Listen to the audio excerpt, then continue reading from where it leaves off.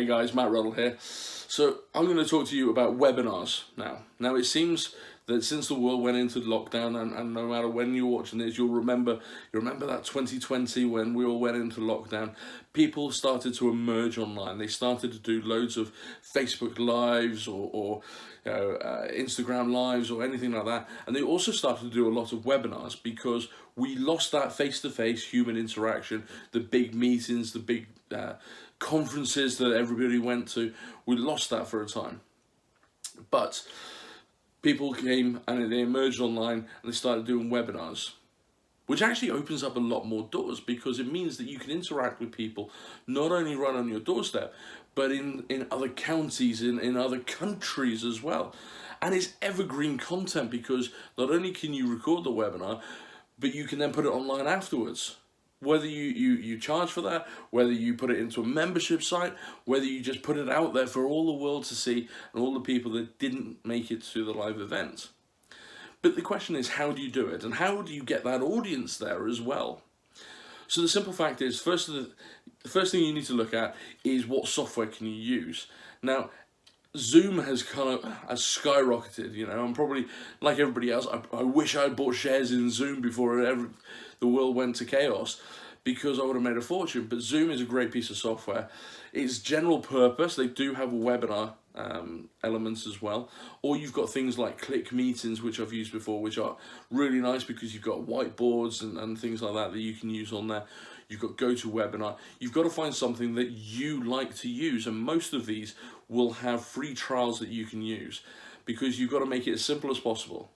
You've got to make registration pages so that people can register for it because you want that information about who's going to join your webinar, because again, there's that value for you in collecting their email addresses that you can then do some follow-up actions afterwards as well as beforehand to remind them to come to your event. Then you've got to market it. So once you've got the registration process, you settle on your software, then you've got to market it. And if you're going to do a webinar tomorrow, it's probably too late to market it. You need to give yourself a nice little run up so that you can publicize it on social media, in emails to your existing clients, and communicate it any way, shape or how that you can do to build your audience, to bring them in. Now, once you have brought that audience and you are about to go live, one of the biggest things that can put people off webinars is when they then look at the attendees and kind of go, hang on, I had 50 people booked in, but only 10 people have turned up. One of the simple facts about webinars is that not everybody turns up. And that's not because they realize it was a mistake and they didn't want to be there in the first place.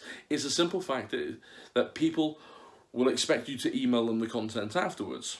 They may not be able to join live, but they still want your content. So this is where you can engage further with them. So make sure that you do record the webinars. Now, obviously, you can do exclusive ones that you have to be there live, turn up or miss it. You can, of course, do those, and they have true value there. But there's also value in recording it because then you get to use it in your other marketing, show people what they missed, so that your next one, you double book, you get more people there, and you get more people engaging with you. But look, what can you talk about on a webinar? Can you do a webinar series on myths within your industries, or ways that people can use your tools, your software, your products to enhance their business or their life? Think about the value that you can add, and make sure that you choose a decent background. I have been on webinars before where you've got kids running in and out, you've got dirty laundry, drying on radiators, all those kind of things. So make sure that before you go live and before you do these things, you are well prepared. Because you wouldn't just head up on stage and just talk. You'd have something prepared, something ready to say. So the webinars are exactly the same. Record them, slice them up, and you can drip feed them to people, and you can offer great value that way. But do check out webinars and check out those bits of software as well. Find the one that works for you, build your audience, and go out there and smash it.